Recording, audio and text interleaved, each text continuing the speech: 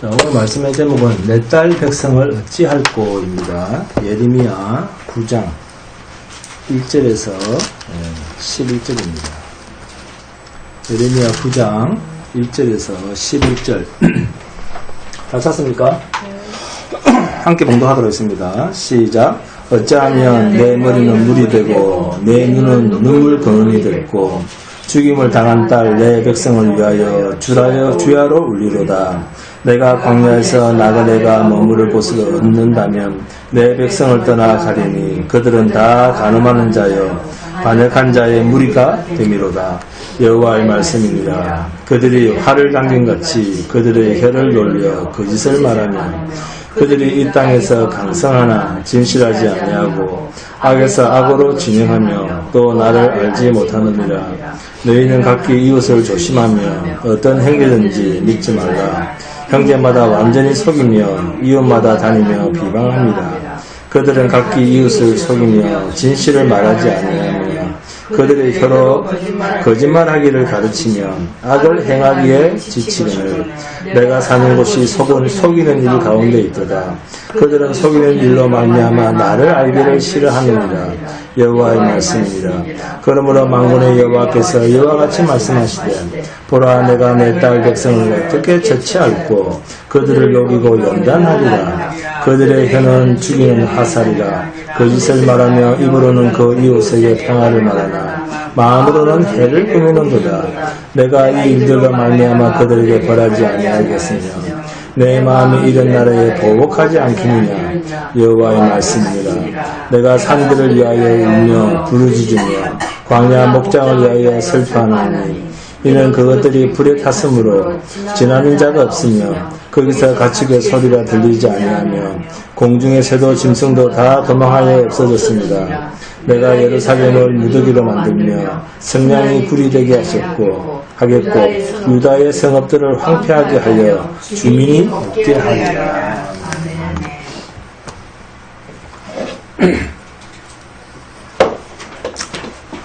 제가 처음 이 교회를 개척할 때 신대원을 졸업하고 나서 하나님이 부르셨으니까 하나님이 하시겠지. 그리고 제가 좀 이제 인간적인 욕심을 부렸어요. 제가 쭉 들어보니까 수준이 그래서 그래도 좀 지적 수준이 있는 곳에서 개척을 하면 그래도 부흥이 될 것이다. 부흥이야 말뜻은 죽은 생명이 살아나는 것, 이게 부흥이지. 사람 모이는 거, 이게 부흥 아니에요. 그걸 본 뜻은. 근데 사람 모이는 거 사람들이 이제 부흥이다 하니까 그게 일반화되어 있는데 실제 뜻은 그게 아니에요. 그래서 평창동을 하러 갔었어요. 평창도 부촌이잖아. 그래서 개척을 하겠다고 그걸 알아보는데, 이상하게, 우리 강군사님이 교회에 별집을, 계약을 함으로 해서 대조동이라고 하는 것을 제가 처음으로 봤어요. 그러다 보니까 이 건물이, 현재 이 교회 이 건물에 눈을 떠서, 여기가 한의원을 하고 있었고, 그리고 마침 비어 있었어요. 그런데 바로 그 교회 앞에 저 건물도 2층이 당시에는 이제 세무 일을 했나봐요, 사무실이. 근데 이제 남편이 아픈가 해서 저쪽에 이제 오늘 내일 이렇게 나갈까 말까 하고 있어가지고 저쪽에 이제 건물이 더 넓어가지고 저쪽 건물에 먼저 이제 제가 물어봤었죠. 그런데 저쪽은 이제 이 건물주가 불교를 믿고 있어서 교회는 절대 안 된다 해가지고 바로 퇴장 맞았어요. 그런데 이제 여기 건물도 불교이긴 하지만 어떻게 이 부동산 업자가 우리를 소개시켜준 선교사 사무실로 쓴다고 거짓말을 해가지고 여기를 이제 이렇게 계약을 할 때는 난 교회로 쓴다고 분명히 얘기를 했어요. 그리고 계약서에도 교회라고 했고 그런 계약을 하고 나서 이제 한의원 자리니까 싹 뜯어버렸어요. 제가 주인한테 말도 안 하고 싹 뜯어버렸어요. 하나님이 이 만물이 다 주님 건데 설마 이 건물 나중에 사게 하시겠지, 교회를 지시겠지 하는 막연한 무식한 믿음 있잖아요. 네? 신부온 것 같은 믿음.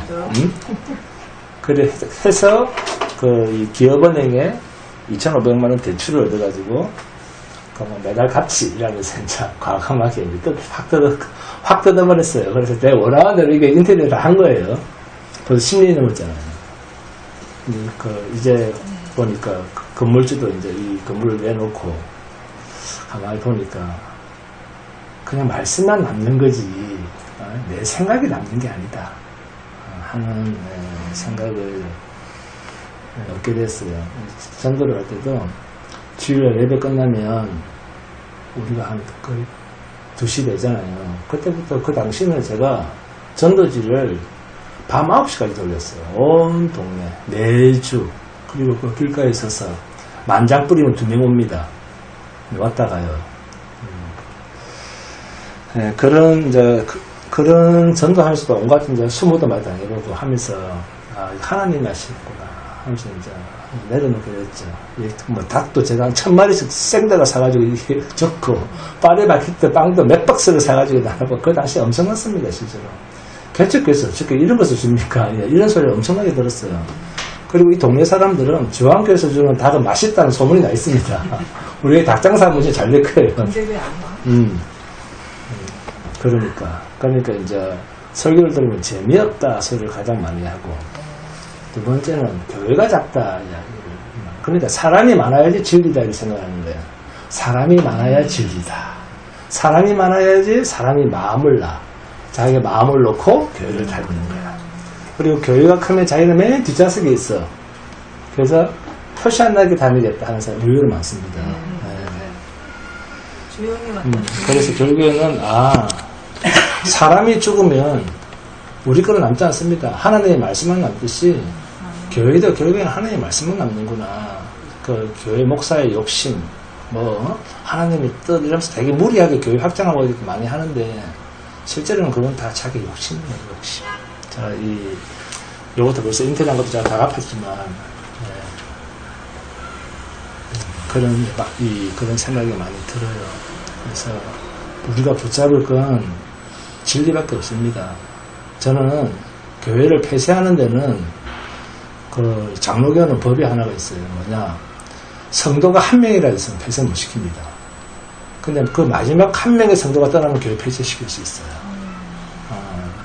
그러니까 교회를 폐쇄시켜야 되겠다 하면 한 명씩 떠나면 됩니다. 우리 몇 명 안 남았으니까 한 달에 한 명씩만 떠나도 1년 안에 다 그걸 교회 폐쇄시킬 수 있어요. 그것도 어차피 주님이 하시는 일이니까. 자, 말씀합니다. 하나님의 거룩한 성도로 바꾸기 위해서, 예레미야 9장 1절과 11절 우리가 읽었었죠. 어찌하면 내 머리는 물이 되고 내 눈은 눈물 근원이 됐고 죽임을 당한 딸 내 백성을 위하여 주야로 울리로다. 11절 봅니다. 내가 예루살렘을 무더기로 만들어 성량이 구리되게 하겠고 유다의 성읍들을 황폐하게 하여 주민이 없게 하리라. 하나님께서 눈물을 흘리고 있는 누굽니까? 예레미야 선지자. 이 선지자를 보내시고 죽임을 당한 딸 내 백성, 지금 이들이 어디에 있습니까? 예루살렘에 있습니다. 딸 내 백성, 이 말이 예루살렘이라는 말이에요. 예레미야서에서 예루살렘이라는 이 말을 실제로 풀면 하나님이 택한 유다 백성이라고 하는 뜻입니다. 네? 뭐라고요? 예루살렘을 풀면 하나님이 택한 유다 백성. 그러니까 성도 그 말이에요. 예루살렘 이거를 뭐다? 성도다 그 말입니다. 교회다 그 말이에요. 그렇다면 내 딸 내 백성이라는 이 말은 얼마나 고귀하고 아름다운 존재인가. 내 딸 내 백성들은 그런 말이에요. 이 말을 숨겨놓고 하신 말씀이 뭐라고요? 딸 내 백성이라고 하는 말입니다. 네? 그런데 그 딸, 아름다운 존재, 얼마나 고귀하고 아름다운 그 존재, 그 딸 예루살렘을 뭐해서? 태워서 그러잖아요. 태워서 이방의 바벨론이 와서 밟아버리고 심지어 하나님이 계신다고 하는 성전까지 다 태워 없애버리십니다. 이런 그들을 위해서 하나님은 눈물의 선지자를 보내셔서 신호를 보내주십니다. 그런데 독생자 예수님이 오셔도 이 구약과 같은 똑같은 일들이 그대로 나타납니다. 시대가 바뀌어도 사람은 변한다 안 변한다? 안 변합니다. 성전은 누구의 그림자입니까? 예수 그리스도의 그림자입니다. 예루살렘은 하나님의 딸 내 백성이라고 했습니다. 그런데도 예루살렘이 불타고 성전도 불타고 싹 없어져 버립니다. 그러면 결국 누가 탔다는 말입니까? 그렇습니다. 예수 그리스도.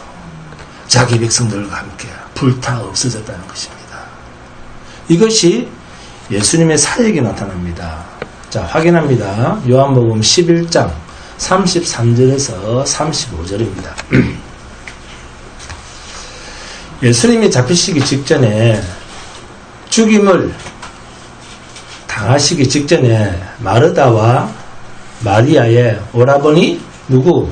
나사로를 살려내시는 이야기입니다.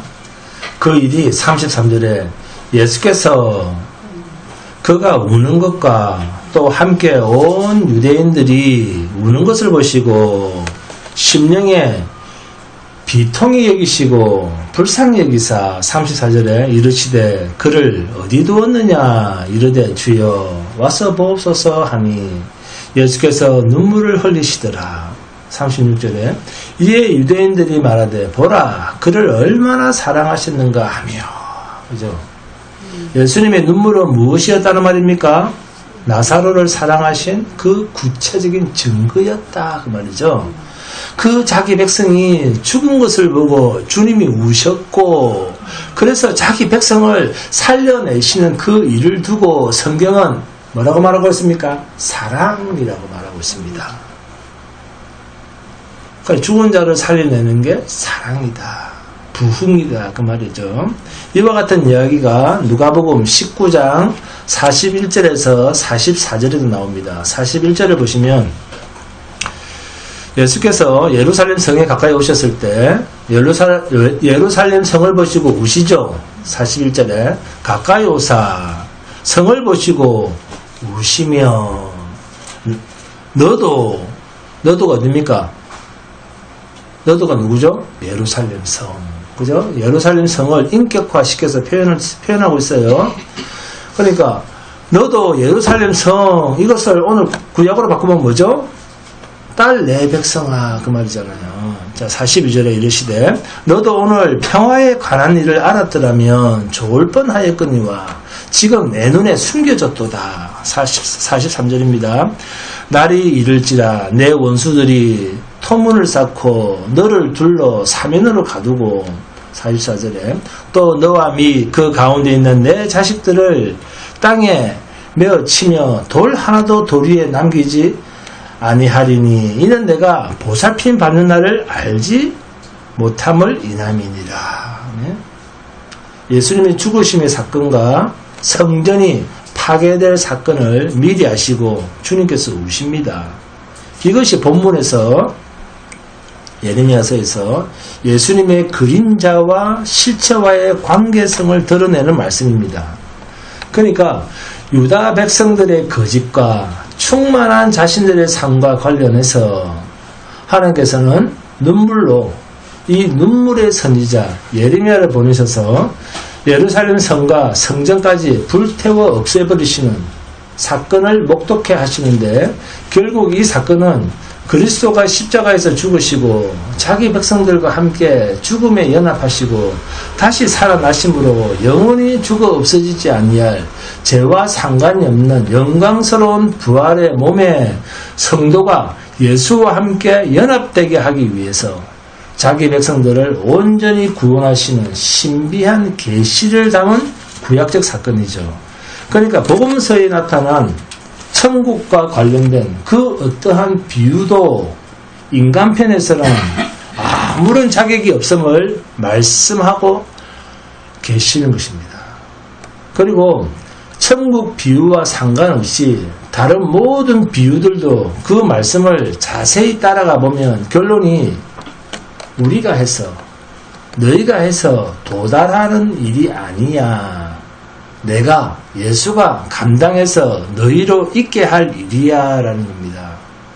복음이란 인간을 동참시키는 일이 아닌 하나님이 직접 자신이 그 일을 다 수행하시고 완성하셔서 우리는 그냥 은혜로만 그저 값없이 그 사건에 똑같이 동참되었다는 효과성과 유효성을 하나님으로부터 받아내는 존재.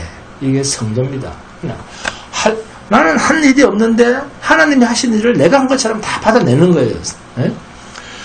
하나님의 일하심에 대한 지금의 이 개념은 우리가 천국을 이해하고 사람이 죽고 난 후 사후를 이해하는 데 있어서 굉장히 중요한 개념입니다. 인간이 죽었다는 것을 인문학적으로 생각을 하면 안 됩니다. 죽음이라고 하는 말은 자 죽었으니까 하나님께서 간섭하지 못하는구나 그렇게 생각합니까? 그렇게 생각하시면 안 돼요. 죽음이라는 말은 하나님 편에서 간섭하지 않는다 그런 말이 아니에요. 더 이상 간섭할 일이 없다 그런 뜻이 아닙니다. 죽었다는 것을 사람들은 그렇게 오해를 하는데 하나님 편에서 인간의 죽음은 하나님께서는 나의 육신을 죽여놓고도 완벽하게 머리털부터 발끝까지 끝까지 간섭하고 계신다. 이것이 인간의 죽음입니다. 자, 더 이해하기 쉽게 성경에서 예를 하나 들겠습니다. 우리 부활의 첫 열매가 되시는 예수님께서 죽은 지 사흘 만에 3일이죠. 사흘 만에 자, 우리의 부활도 사흘 만입니다. 3일입니다. 제가 사흘 안에 3일 이렇게 말씀을 드리니까 어떤 생각이 듭니까? 머릿속에 72시간이구나 그런 생각이 번쩍 들죠. 머릿속에 자기도 모르게 무의식적으로 들어오잖아요. 부활하려면 72시간이 걸리는구나. 자꾸 이렇게 인간의 시간으로 생각을 하는데 그런 뜻이 아니에요. 3일이라는 말 속에는 엄청난 하나님의 계시적 비밀이 숨어져 있습니다. 하나님은 시간과 상관이 있습니까? 없습니까? 시간과 상관이 없습니다. 하나님은 시간과 상관없으신 영원한 현재에 계신 분입니다. 자, 이 개념 잘 갖고 계셔야 됩니다. 하나님은 영원한 현재에 계시다. 따라합니다. 하나님은 영원한 현재에 계시다. 하나님은 영원한 현재에 네, 계시다. 하나님은 항상 현재입니다. 현재. 영원한 현재. 그래서 사흘만이라고 하는 말은 우리가 사는 이 세상의 시간표로는 잴 수가 없는 아주 짧은 시간이 뭡니까? 우리 뭐라 부르죠? 아주 짧은 시간. 찰나라고 부르잖아요. 찰나. 그냥 찰나와 같이 그런 뜻이에요. 3일 만에 뭐요? 찰나와 같은 시간 그 말이에요.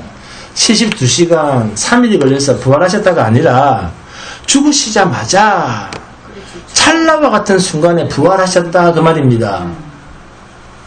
하나님 편에서는 시간이 없습니다. 우리 앙월의 사람도 자는 줄 알았더니 안 자고 아멘하네.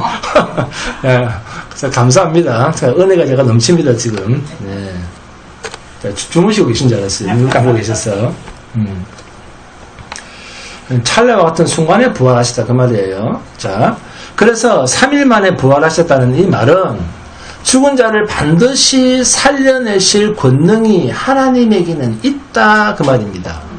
3이라고 하는 말은 그래서 천국이라고 하는 것을 우리의 마음 조그만 부분이라도 천국이라고 하는 말을 우리의 마음 조그만 부분이라도 이 지옥 같은 세상에서 어떻게 하면 천국으로 빨리 가지? 이렇게 생각만 해도 우리는 뭐다?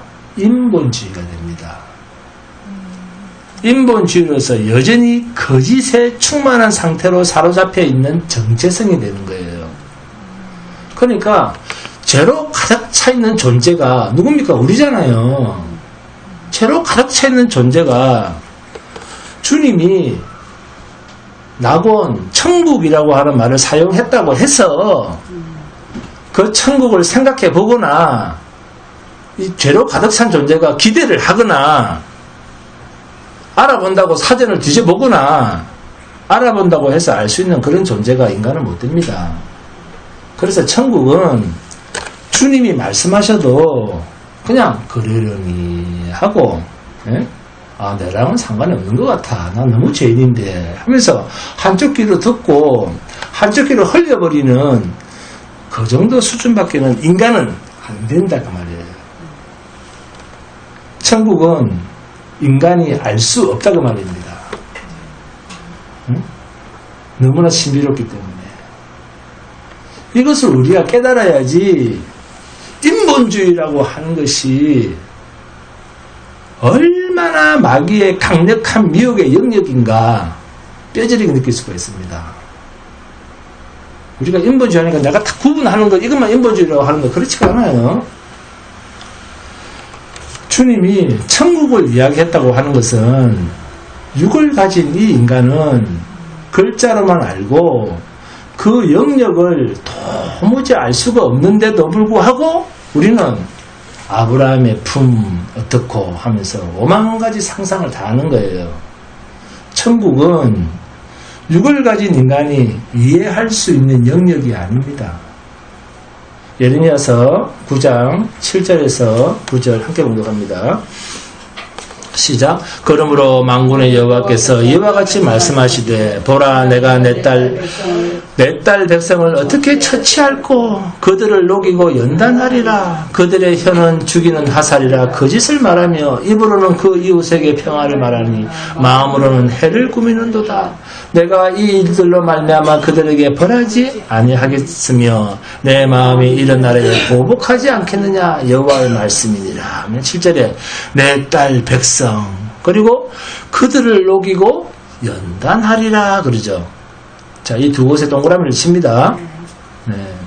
지금까지의 이야기와 8절, 9절, 10절, 11절의 이야기를 문자대로만 읽고 이해한다면 무엇을 녹이고 연단하는 것처럼 보입니까?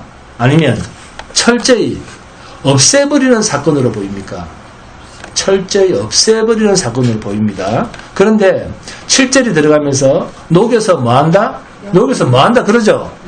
뭐한다? 연단한다.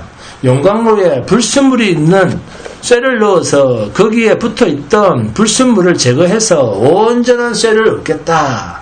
이것이 하나님의 열심이요 복음입니다. 거짓으로 충만한 이스라엘 자기 백성들을 하나님 편에서 어떻게 처치한다는 거죠? 녹여서 연단한다. 그래서 제대로 쓸 물건으로 새로 만들어낸다. 여기서 녹여 없앤다는 말은 불순물을 다 태워 없애서 완전히 새로 만든다 그 말입니다. 자, 본문 8절과 9절입니다. 그들의 혀는 죽이는 화살이라 거짓을 말하며 입으로는 그 이웃에게 평화를 말하나 마음으로는 해를 꾸미는도다. 그래서 어떻게 하시겠다고요? 9절에 내가 이 일들로 말미암아 그들에게 벌하지 아니하겠으며 내 마음이 이런 날에 보복하지 않겠느냐 여호와의 말씀이니라 하면 하나님의 모든 말씀이 되게 부정적이죠. 부정적이고 그리고 없애버리시고 작사를 내고 완전히 심판으로 끝내버리실 것 같은데 이 정도면 우리 김준석 검사님이 성격으로는 없애버리죠. 김준석 검사님이 하나님이라면 벌써 작살이 나고도 남았을 텐데 그 한가운데 딸 내 백성 이꼬로 무슨 말이라고요? 같은 말이 예루살렘 성이라는 말이 등장을 합니다. 그래서 예루살렘을 태웠다라고 하는 말은 무슨 말입니까? 내 딸을 죽였다 그 말입니다. 그리고 성전을 불태웠다 무슨 뜻이죠? 성전 내가 죽었다. 하나님 계신 성전을 불태웠다.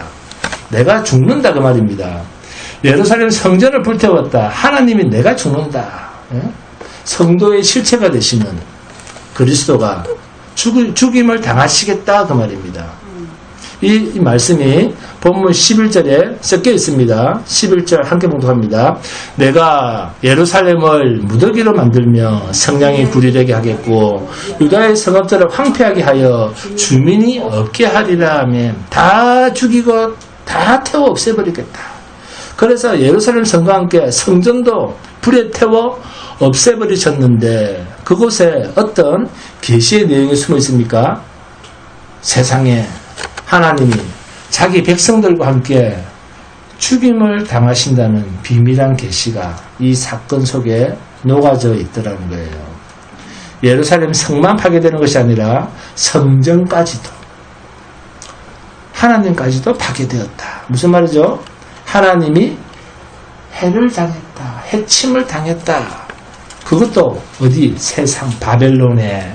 이것이 신약으로 가면 큰 성, 음녀, 바벨론은 이 세상 임금 마귀가 예수를 십자가에 매달아 죽이는 사건으로 실체화되었다 그 말입니다. 주님이 죽으시는 것은 바로 자기 백성, 내 딸, 내 백성, 영적 이스라엘인 저와 여러분들을 위해서 해침을 당하셨다는 것입니다. 그래서 구원이라고 하는 말은 죽음의 십자가를 거친다라고 하는 말은 그것을 거치면 새로운 무언가가 나온다가 아니라 죽음을 통과해서 영원히 죽을 수 없는 존재로 새로 만들어내심을 당한다. 영원히 죽임을 당할 수 없는 죄와 상관없는 존재로 새로 만들어내심을 당한다. 이것을 성경에서는 구원이라고 하는 단어를 쓰는 거예요. 이해하시겠습니까? 그리고 때로는 이것을 거듭났다. 또 새 언약, 새 생명의 출생, 성도라고 하는 단어를 쓰는 겁니다. 더 중요한 표현으로는 그리스도가 영으로 우리 안에 영원히 내주하셨다. 아멘? 이렇게 성령이라는 표현으로 사용한다는 것입니다. 우리가 성경을 읽어도 하나님 중심으로 성경을 읽어내지 못하고 자꾸 인간, 자기 중심으로 성경을 읽어내려고 하니까 내가 죽으면 뭐가 없네? 내가 없네? 이렇게 생각을 하는 거예요. 그런데 하나님이 내 안에 계시면 자, 우리 안에 성령이 임하셨어요. 그러면 하나님이 내 안에 계시면 내가 죽더라도 내가 있는 겁니까? 없는 겁니까? 내가 있는 거예요. 성령이 우리 안에 계시니까. 죽었다가 아닌 거예요. 성도의 죽음은. 죽어도 나는 있다. 이게 성도의 죽음입니다. 네? 그런데도 우리는 이것을 믿지 못하는 거예요. 네? 뭐에 붙들려서 나라고 하는. 자꾸 이게 더 강하게 자리를 잡으니까 하나님을 못 읽어내는 거예요. 나라고 하는 이 마귀의 어리석은 미혹에 붙들리기 때문에.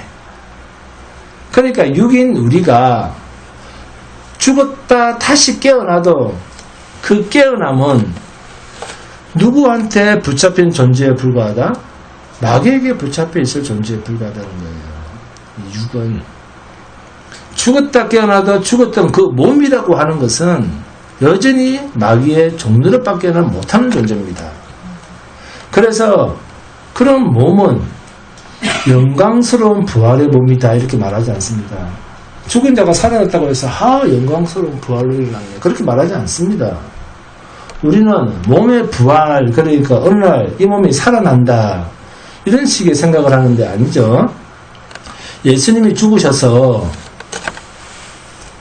헝겊으로 둘둘둘 말았어요. 몸을 둘둘둘 말아가지고 돌무덤에 집어넣었습니다. 그리고 사흘 만에 부활하셨습니다. 가보니까 세마포 수금만 있더라. 그러니까 죽을 때 감았던 그 몸이 부활한 것 아닙니까?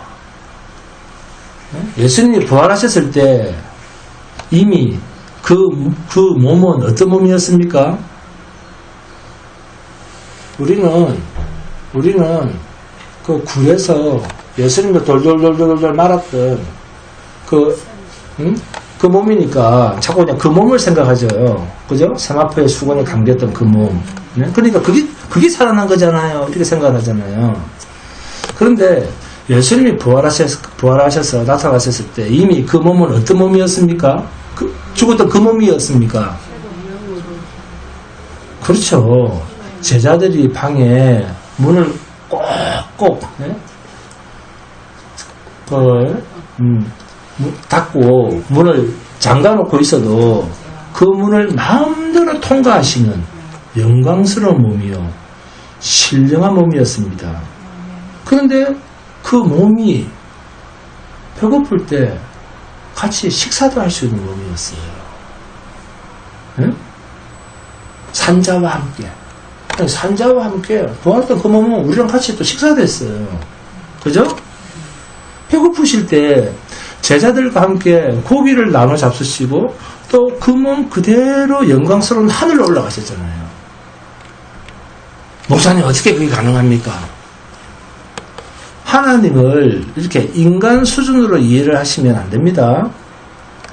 예수님이 영광스러운 몸으로 부활하셨다고 하는 것은 결국은 육을 가지고 있는 몸이었음에도 불구하고 그런 몸을 전혀 상관치 않고 완전한 새로운 몸으로 하나님께서 입혀 놓으실 수 있는 하나님의 전지전능하심, 아멘. 이렇게 이해해야 됩니다. 이게 하나님의 권능이에요. 하나님의 권능이 얼마나 두렵고도 무서운 권능이면 빛이 있으라 하니까 없는 것에서 나타나잖아요. 그 권능입니다. 그 하나님을 우리가 믿고 있는 거예요. 그러니까 여전히, 그런데 내 인간의 얄팍한 지식으로 자꾸 그것을, 성경을 오해를 하니까 이해가 안 되는 거예요. 네? 내가 불에 타서 재로 뿌려지고 강에 뿌려져도 인간의 죽은 몸을, 제가 카톡에 몰렸죠. 퇴비로 쓴다잖아요. 이제는 그 미국에서, 그죠? 네. 퇴비로 만들어도 우리는 상관이 없습니다.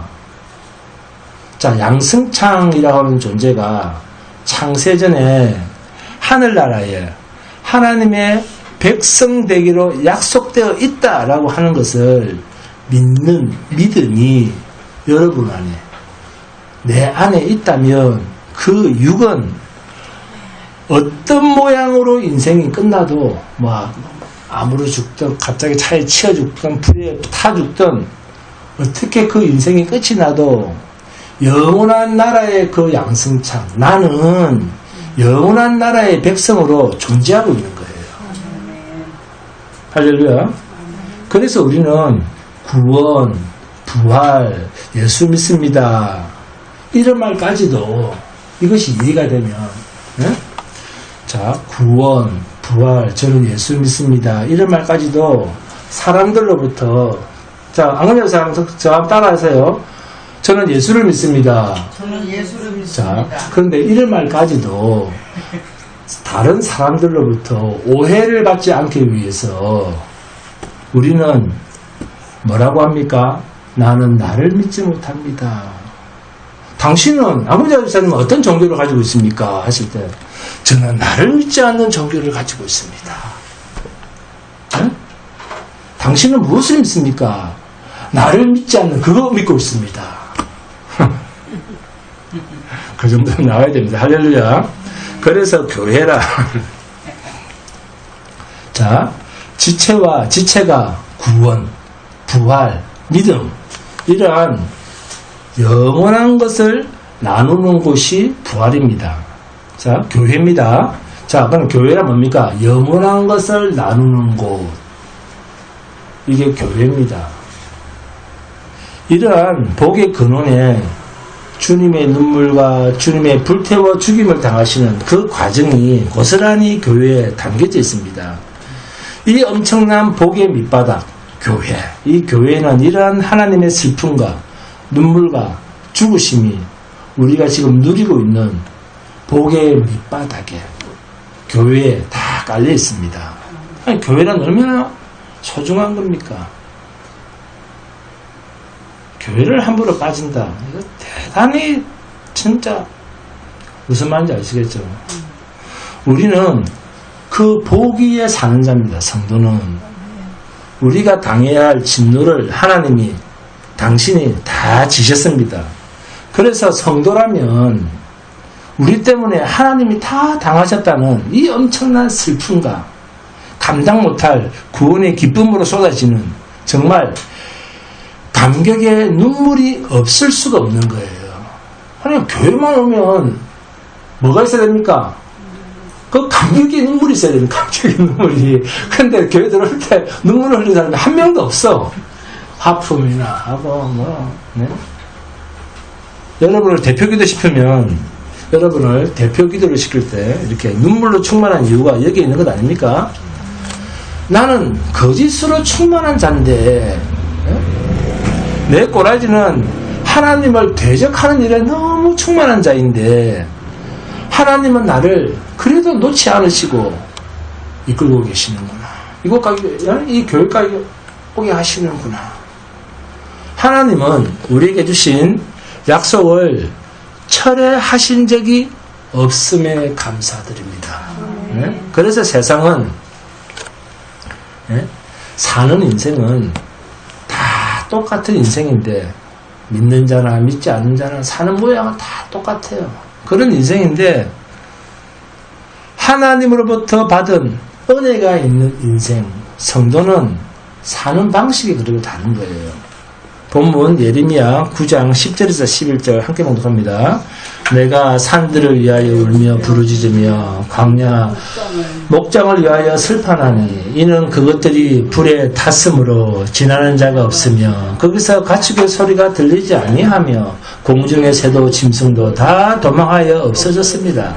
내가 예루살렘을 무더기로 만들며 성량이 구리되게 하겠고 유다의 성읍들을 황폐하게 하여 주민이 없게 하리라 하면 본문 7절 전체 줄을 긋고 복음 중에 복음 이렇게 써놓으면 됩니다. 녹이고 연단하리라. 그리고 10절과 11절 이 엄청난 진노의 하나님의 불이 어디에 내린다고 합니까? 예루살렘에. 그리고 예루살렘에는 성전이 있습니다. 그런데 성전에는 불교 사원처럼 절 안에 불상이 있거나 어떤 형상이 있거나 그런 게 있습니까? 없습니까? 성전에 없습니다. 그렇지 않습니다. 그 안에는 아무것도 없습니다. 텅 비어 있습니다. 성전은 텅 비어 있어요. 이해하셨습니까? 성전은 텅 비어 있습니다. 그래서 계획교회는 십자가도 안 걸어놔요.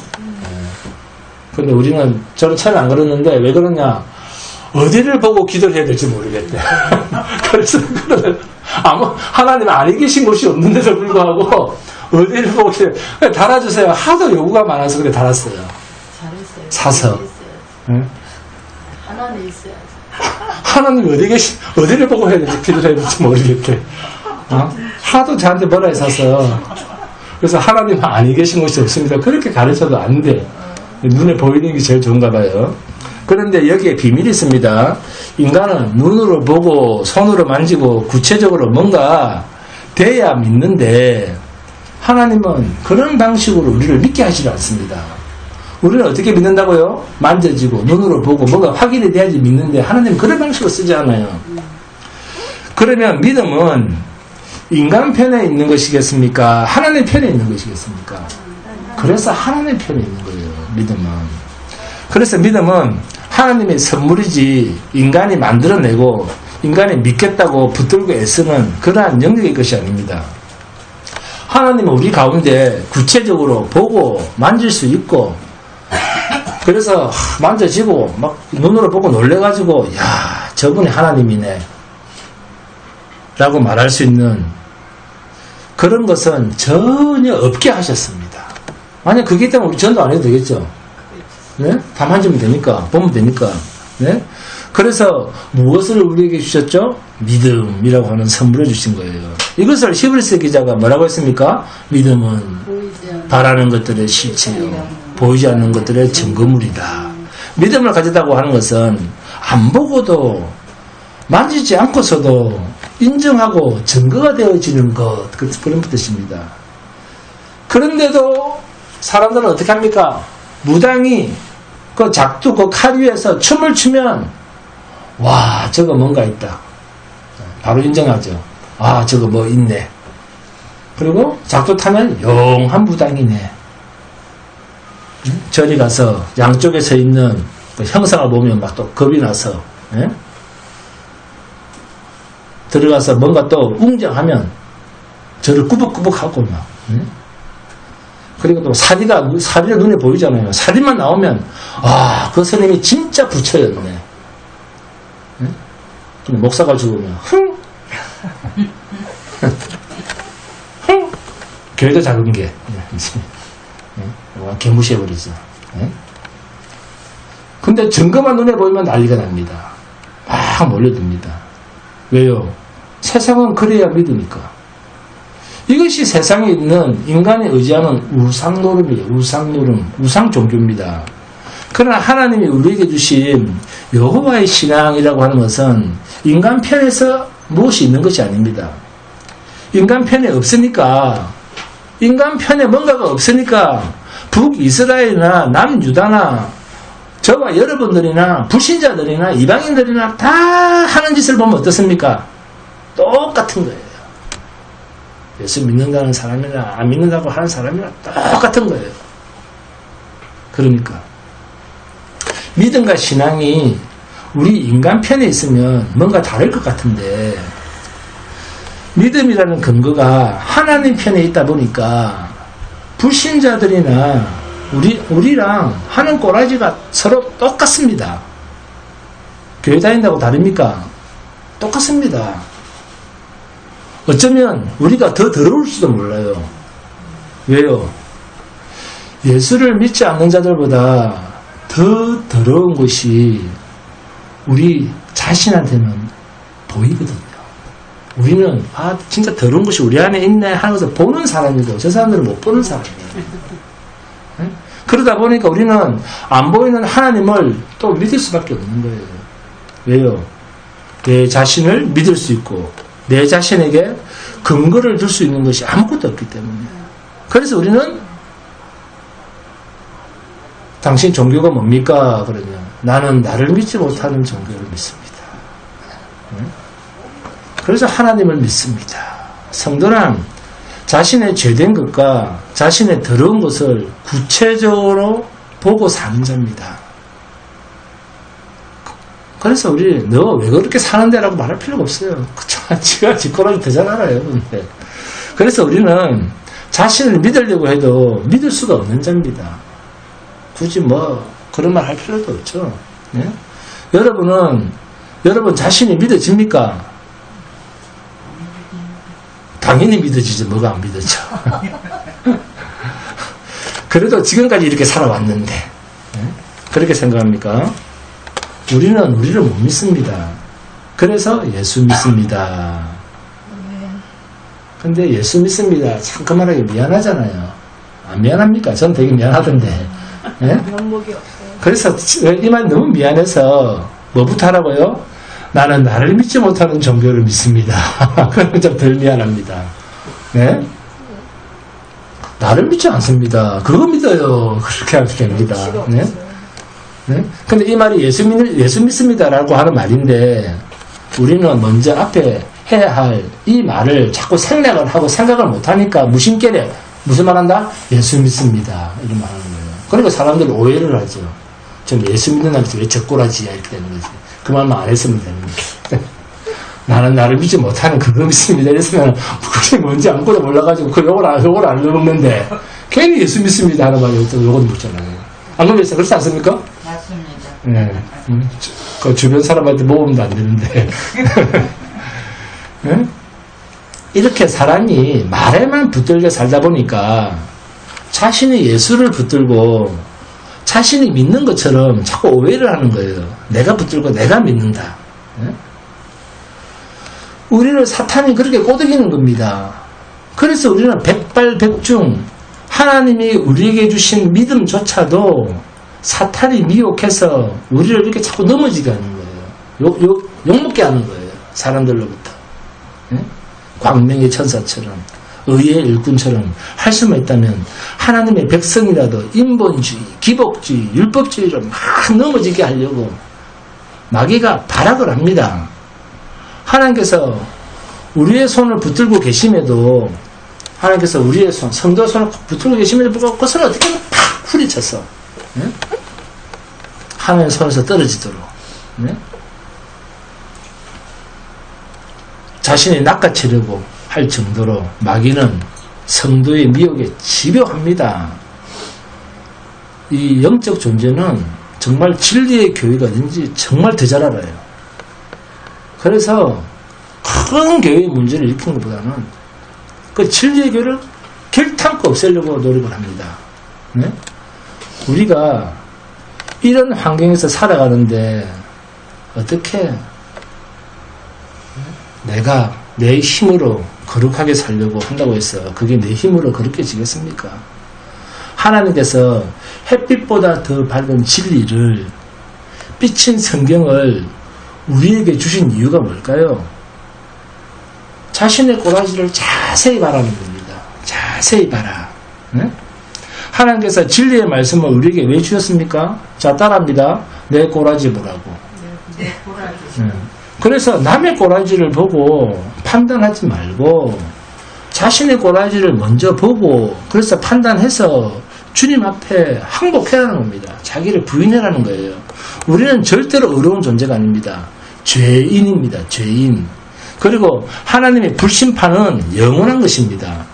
심판대 앞에 서야 할 존재가 하나님의 심판대 앞에 내가 서 있어야 될 존재가 다른 사람으로 야, 너 그래가지고 지옥 가. 야, 너 불심판 받겠네. 남을 지적할 여유가 있다 없다? 없습니다. 네? 하나님께서는 이스라엘 백성을 열방보다도 똑똑한 민족이라서 거룩한 민족이라서 뭔가 착한 민족이라서 뭔가 있어 보이는 민족이라서 내가 구원한 것이 아니다 라고 수도 없이 말씀하셨습니다. 성도도 마찬가지입니다. 우리가 남들보다 잘나서 하나님의 백성이 된 게 아닙니다. 오히려 그들보다 더 악하고 저들보다 더 못났고 그들보다 더 비참하고 저대로 그냥 놔두었다가는 도저히 안 되겠다 싶어서 하나님의 구원의 손길을 여러분을 향해서 길게 강하게 뻗어서 저와 여러분을 붙들고 계시는 거예요.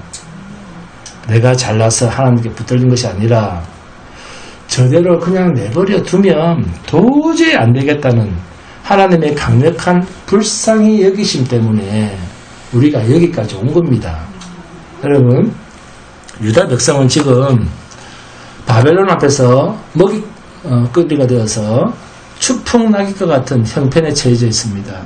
그럼에도 불구하고 그들은 여전히 거짓에 충만하고 악에 충만하고 사기꾼으로서의 사기의 속성이 충만한 가운데 있어서도 하나님은 이들에게 하나님의 눈, 하나님의 얼굴을 외면하시지 않습니다. 하나님은 그런 그들을 사기꾼 같은 그들을 먹이시고 다시 연단시키셔서 이들을 반드시 하나님 마음에 쏙 드는 존재로 만드시겠다.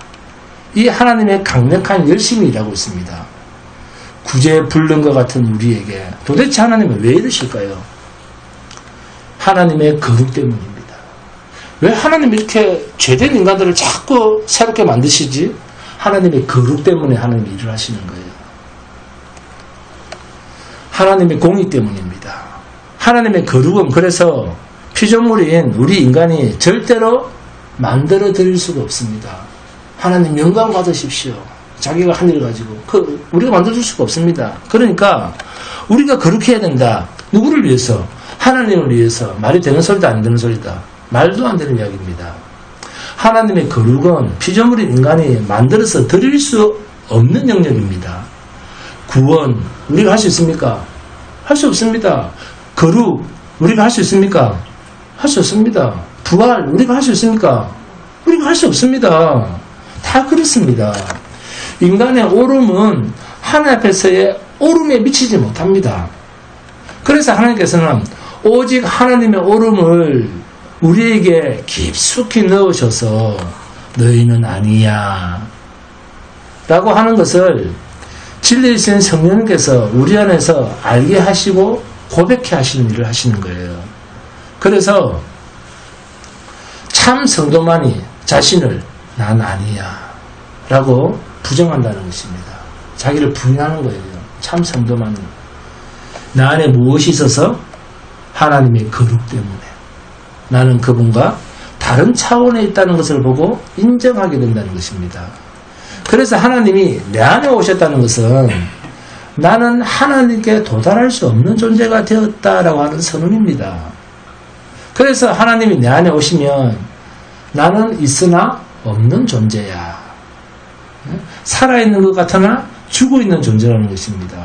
그래서 하나님이 내 안에 오셨다라고 한 말은 죄인인 우리는 죽은 것이나 똑같아. 없는 것이 없는 것과 같다. 거룩하지 못하다. 그런 말과 같은 말입니다. 하나님이 오셨다고 하는 것은 거룩하지 못하다 그 말이에요. 응? 주님이 내 안에 오시면 나는 어떻게 된다? 죽는다. 그럼 그 죽은 놈이 뭐가 거룩합니까? 죽은 놈인데. 거룩이라고 하는 것은 영원성을 가지는 가치입니다. 그러니까 율법적으로 거룩하게 살아야 됩니다. 자, 말은 되죠. 말은 됐는데 정체성은 맞지 않는 말이라는 거죠. 응?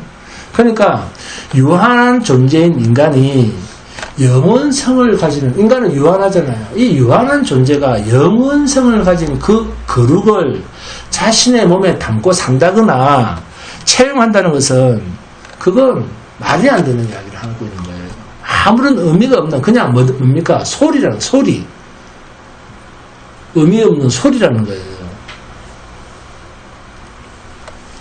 자, 나는 하나님을 믿습니다. 이렇게 말은 이렇게 하는데, 열어보면, 진짜 저 사람이 하나님을 믿는 사람인가 하고 하는 것을 열어보면, 실상은 누구를 믿는다?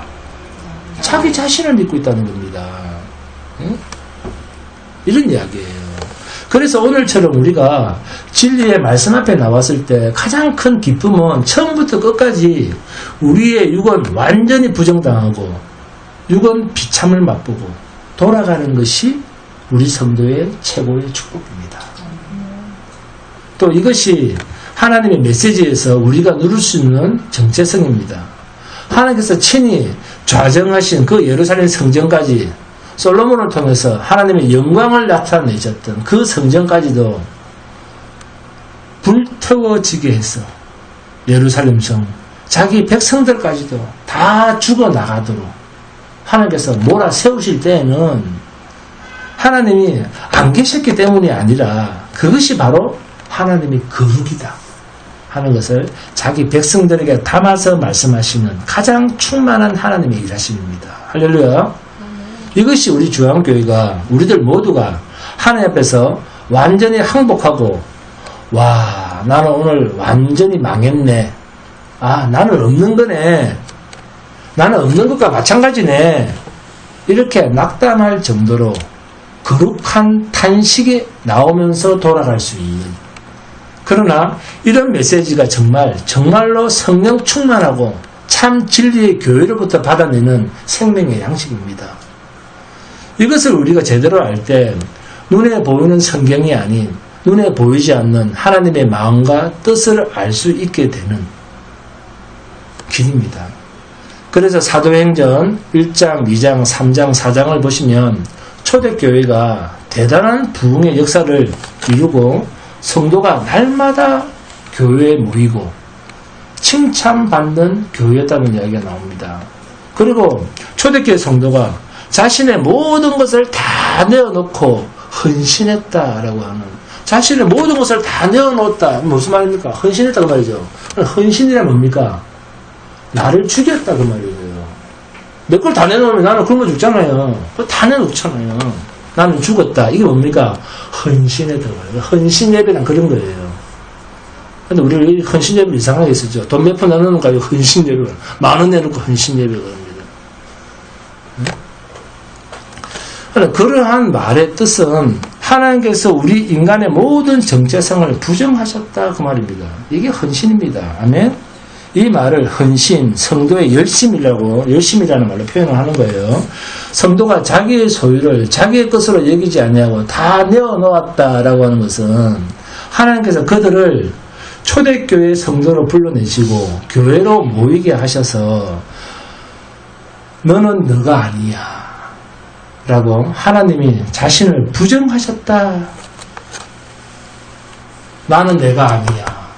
하나님 입장에서 너는 너가 아니야. 하나님은 나를 부정하셨다. 라는 하나님의 일하심이 마치 우리의 헌신처럼 드러났다는 그런 기사의 내용입니다. 그래서 우리도 성경을 해석할 때는 초대교회 하나님의 성령의 역사는 이 정도로 모든 인간들을 완전히 싹 빼앗아서 없애버리시고 하나님만 계셨네. 우리를 완전하게 부정해버리니까 교회 안에 누구만 있습니까? 거룩한 하나님만 있는 거죠. 거룩한 자만 있는 거죠. 하나님만 보이네? 이렇게 성경을 읽고 본문을 받아들이고 해석해야 된다. 그 말씀입니다. 이렇게 성경을 읽지 않으면 종교 생활을 100년을 해도 여전히 종교 노름에 헤매는 어리석은 종교 노름의 쳇바퀴에 계속 뱅글 일평생 도는 거예요. 우리는 종교인이 아닙니다. 신앙인입니다. 아멘? 천국 비유도 똑같습니다. 우리 편에서 인간 편에서 천국 비유를 읽고 해석하면 결국은 저주의 길로 가게 됩니다. 그러나 하나님 편에서 읽으면 하나님이 자신의 모든 소유를 다 팔아. 하나님이 자신의 모든 소유를 다 팔아. 진주를 샀는데 그 진주가 바로 뭐였다? 여러분이었다. 그 말입니다. 하나님이 자신의 모든 것을 다 팔아서 진주를 하나 샀는데 그 진주가 우리 성도들이었다. 그 말입니다. 그 얘기 하는 거예요. 그럼에도 우리는 이 본문을 내가 또 자기가 가져. 자기의 소유를 다 팔아. 천국을 샀다. 그러면서 사자. 그럽니다. 이런 돌멩이 같은 소리를 한다는 겁니다. 도대체 우리 것이 뭐가 있길래 뭘 팔아서 천국을 산다는 겁니까? 내가 천국을 산다. 예? 여러분 것을 팔아서 천국을 삽시다 하면은 내가 천국을 산다. 자, 이해가 됩니까? 얼마나 황당하고 바보 같은 소리입니까? 그래서 우리는 이런 구약과 신약의 사건을 통해서 예나 지금이나 2600년 전 예레미야 시대 때나 오늘 주한교회 안에서 영원히 변함없으신 이 하나님의 일하심은 역사가 바뀌어도 항상 같고 동일하구나. 하나님 일하심은 늘 똑같구나. 역시 오늘도 하나님께서 거짓에 초만한 나를 우리를 위해서 죽으시고 영광스러운 몸으로 다시 만들어 내시는구나. 나는 정말 믿을 수 없는 존재야. 그래서 오늘도 십자가 앞에서 나는 항복하고 찬송하고 집으로 돌아가는구나. 이 고백을 하기 위해서 어디로 옵니까? 교회로 오는 거예요. 매주 교회에 나와서 은혜를 받고 가는 거예요. 자기를 부인하는 이 하나님의 은혜가 넘치시기를 주님의 이름으로 축원드립니다. 그럼 사수합니다. 찬송가 54장입니다.